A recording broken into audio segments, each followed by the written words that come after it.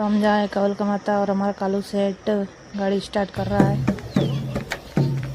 गाड़ी स्टार्ट कर। हमने माता जी के दर्शन करे और फिर मैंने एक राउंड लगाया मंदिर का। जय माता दी। फिर मैंने एक एक करके सबका फ़ोटो शूट करा। ये है सस्ता शाहरुख खान और ये हमारी कैटरीना कैफ जो हवा का आनंद ले रही है क्योंकि गर्मी बहुत है। हाँ, क्या सुकून मिल रहा है।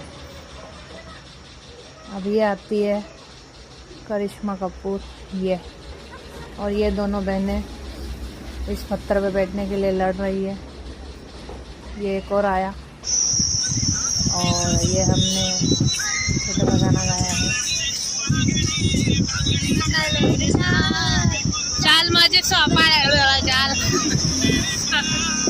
चाल माझी घरे तू चाल।